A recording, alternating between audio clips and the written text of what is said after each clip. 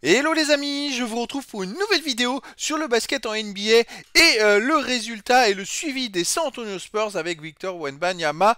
Hier soir, les Spurs ont joué contre la New Orleans Pelicans et malheureusement ils ont perdu 146 à 110, un énorme carton contre eux, une défaite catastrophique, moins 36 points et surtout ils ont encaissé 146 points, des gros problèmes de défense. Donc ce match avait lieu le 17 décembre en soirée, heure française. Pour une fois, c'était, je dirais, visible à une heure décente, 21h30, heure française sur Bein, pour ceux qui ont pu assister à ce match-là. Et donc, Victor a fait un match plutôt correct, 17 points, 13 rebonds, 4 passes décisives, 4 contre, une interception. C'est plutôt pas mal. Je crois qu'il rentre dans l'histoire et qu'il en est à 8 double-double d'affilée, ce qui fait de lui le meilleur joueur rookie de l'histoire au nombre de doubles d'affilée. Il me semble qu'il a battu Dwight Howard qui en avait fait 7 lors de sa première saison en NBA. Donc dans cette vidéo, je vais revenir sur les statistiques de ce match perdu 146 à 110. On verra ensuite le classement des Spurs dans la conférence Ouest. Bon, ils sont derniers, hein, ça n'a pas trop évolué. On enchaînera par les stats de Wemby dans ce match avec les stats de ses meilleures performances en match. On enchaînera par ses stats en saison régulière, puis par les stats de Wemby dans l'histoire des San Antonio Spurs. Depuis quelques matchs, Wemby est devenu le meilleur contreur des Spurs en stats à 20 ans. C'est déjà une première perf qui est plutôt intéressante et qui lui permet de rentrer dans l'histoire. Et ensuite, on verra les stats de Wemby dans l'histoire des Français en NBA. On terminera par le prochain match des Spurs. Donc c'est parti, on va faire un tour d'horizon. On va commencer par le match justement perdu 110 à 146. Pourtant, au premier quart-temps, les Spurs avaient commencé par un 6-0 pour eux, puis après ils ont perdu 33-20 le premier quart-temps, le deuxième ils ont gagné 31-28, donc ils étaient à 10 points de retard à la mi-temps, ils sont même revenus à 6 points au début du troisième quart-temps, 6 ou 7 points de retard, puis là ils ont pris la pilule, ils ont pris un 44-27 et le dernier ils ont pris 41-32, des gros problèmes en défense. On va aller voir les stats côté Spurs, on peut s'apercevoir que Victor, c'est le meilleur marqueur avec 17 points. Après, il y a plusieurs joueurs. Alors, il y a un remplaçant qui s'appelle Julian Champagny qui a fait 5 sur 6 à 3 points. Il a joué 14 minutes. Il a marqué 15 points en faisant 5 sur 6 à 3 points. Il est rentré dans les dernières minutes et il était en feu. Il marquait tout. Voilà, mais bon, il y avait un écart déjà de 40 points donc ça changeait rien du tout. Mais sinon, les autres joueurs, ils n'ont pas fait des gros matchs. Devin Vassell a raté son match. Il a fait que 13 points. Il n'a pas été très présent en attaque, malheureusement. Au départ, je dirais que le jeu collectif était là, et puis après, il s'est complètement liquéfié en deuxième mi-temps. Et les Spurs ont eu beaucoup de mal. Côté New Orleans, on a Brandon Ingram qui fait un super match. Il est à 26 points en 27 minutes de temps de jeu. On a aussi CJ McCollum. Alors, Brandon Ingram, il a quand même fait 5 sur 7 à 3 points. Et CJ McCollum, il a fait 6 sur 7 à 3 points.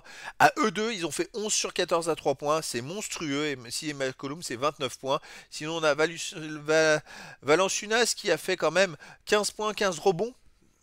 Mais qui a des stats presque un peu moins bonnes que Victor. Hein, voilà, il a joué que 23 minutes. Victor a joué 31 minutes.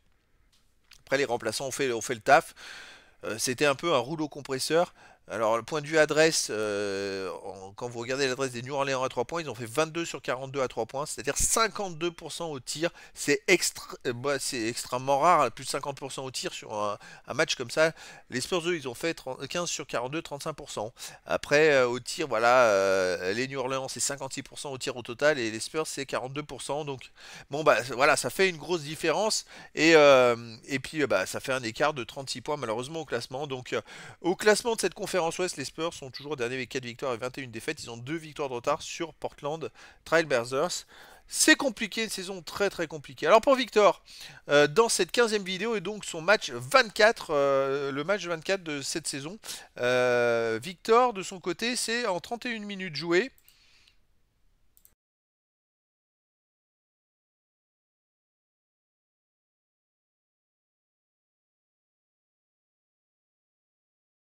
Donc Victor, 31 minutes jouées, 17 points, 1 rebond offensif, 12 défensifs, 13 au total de rebonds.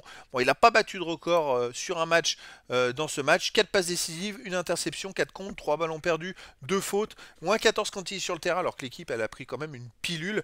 Finalement, heureusement qu'en 30 minutes, il a joué 31 minutes, parce qu'il aurait joué moins, elle aurait perdu 50 points à l'équipe. 6 tirs sur 13, c'est plutôt pas mal, 2 sur 6 à 3 points, 3 sur 4 au lancer franc. Bon, il n'y a pas de record. Mais il se maintient dans des zones plutôt intéressantes. Déjà faire plus de 15 points, puis 13 rebonds, 4 contre, c'est quand même, plus 4 passes décisives. Bah, il complète ses stats un peu dans tous les domaines, donc c'est ça qui est intéressant. Au niveau des saisons régulières, donc il en est après 24 matchs joués, parce qu'il a joué 24 matchs sur les 25 des Spurs, 19 points de moyenne, 11 rebonds de moyenne, 2 passes 7, une interception de 3, et 3 comptes de moyenne, il est deuxième contreur de la NBA. C'est pas rien pour un rookie. Bon, voilà, ses stats sinon au tir, 44%, ça il va progresser. Après, je dirais que ça dépend aussi de ses coéquipiers. Si ses coéquipiers lui donnent des belles passes au moment où il attaque le cercle, bah, il y a plus de chances de marquer que si on lui fait les balles à 3 points et où il est face à deux défenseurs qui défendent sur lui. Parce que j'ai vu des aides défensifs à 2 sur lui plusieurs fois, donc il lâchait les ballons. C'est pour ça qu'il va faire pas mal de passes décisives dans sa carrière, je pense. Au niveau des stats dans l'histoire des San Antonio Spurs, alors voilà, Wemby c'est le meilleur contreur à 20 ans et il est maintenant à 71 comptes, il a 12 d'avance sur Mark Olberding, donc il continue sa moisson et à 21 ans il est plus qu'à 135 contre du record de Tim Duncan qui lui l'a fait, mais à 21 ans il était à 206, donc Wemby dans 135 contre, bah, peut-être cette saison. Il pourrait dépasser Tim Duncan, ce qui serait assez exceptionnel parce que là il lui reste un peu plus de 50 matchs à jouer. Donc on peut dire que s'il tourne à la même moyenne de comptes par match que ce qu'il a fait depuis le début de la saison, ben il va dépasser Tim Duncan avec un an d'avance. Donc ça c'est pas rien. Sinon dans les 3 points marqués, bon il en manque 109 pour rattraper Tony Parker. Il n'a pas encore gagné vraiment de passes là-dedans, de points de place là-dedans les amis. J'essaye de regarder un peu les stats, qu'est-ce qui ressort du lot. Moi j'attends de voir aussi c'est les rebonds offensifs, défensifs et total de rebonds. Comme il tourne à plus de 10 rebonds par match, eh ben 550 rebonds de plus et ça lui permettrait peut-être de devenir le meilleur rebondeur des Spurs à 20 ans. Va falloir suivre un petit peu, surveiller tout ça. C'est dommage qu'il soit arrivé à 20 ans en NBA. Voilà, j'aurais préféré qu'il arrive. Puis là, il a encore 19 ans. Hein. Il n'a pas trop de chance là-dessus. J'aurais préféré qu'il arrive à 19 ans. Il aurait peut-être pas été aussi fort et aussi complet. Mais bon. Allez, on arrive aux stats de Wemby dans les Français en NBA. Ah, il y a un petit décalage. Hop.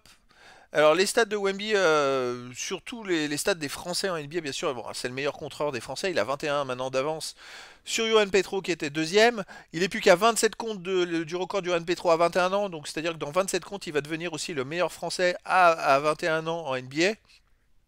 C'est-à-dire que il pourrait même s'arrêter de jouer pendant un an et demi là et garder cette première place, ce qui serait assez hallucinant. Mais bon, les rebonds offensifs, il en manque plus 51 pour battre Yohan Petro, les rebonds défensifs 142, les total rebonds 150. D'ici une quinzaine de matchs, il devrait prendre pas mal d'autres records. Ça va être à surveiller les amis, toutes ces performances. Sinon, bah, dans les actifs, au général, on a toujours Nicolas Batum et Rudy Gobert qui sont présents et eux qui sont encore en activité.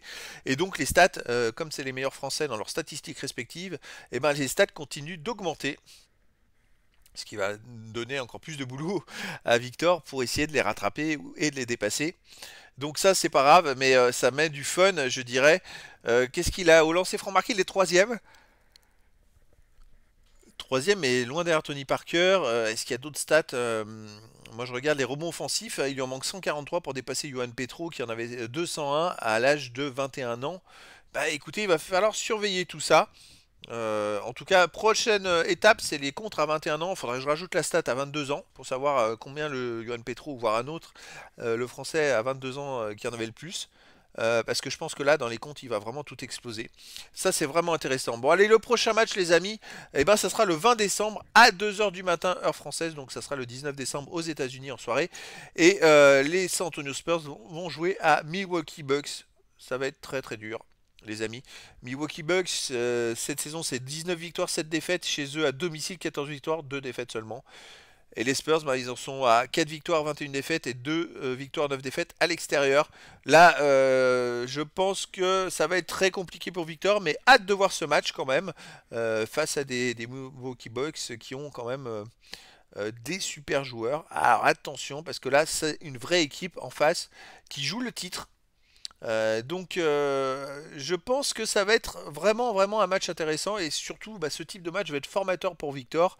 Ça va lui permettre bah, de comprendre un petit peu comment marche la NBA, les ficelles, lui donner beaucoup d'expérience pour la suite et surtout d'affronter des nouveaux joueurs qui ont un profil différent. Là franchement c'est très bien, c'est que positif. Alors bien sûr Je pense pas qu'ils vont gagner les Spurs. Ou alors faudrait un miracle ou un Vassell qui met 40 points, Victor aussi. Enfin bref, quelque chose qui sort de l'ordinaire, mais j'y crois pas parce que en défense c'est vraiment trop compliqué. Il y a trop de trous. Ils ont pris 85 points dans le dernier match. C'était il y avait des trous dans toutes les lignes, enfin c'est une catastrophe. Là, il va falloir que toute l'équipe soit remobilisée, pas forcément les titulaires, mais les remplaçants. C'est vrai que le niveau est un peu faible. Bon, on verra. En tout cas, les amis, je vous donne rendez-vous pour la suite des aventures de Victor Wembanyama en NBA avec le prochain match des Spurs qui sera ce 20 décembre à 2 h du matin heure française où les Spurs joueront à Milwaukee Bucks et je vous ferai bien sûr une vidéo dans la journée de récap de stade du match, des stades de Victor et de la suite de la saison NBA pour les Spurs. Voilà les amis, je vous dis à très bientôt pour une nouvelle vidéo.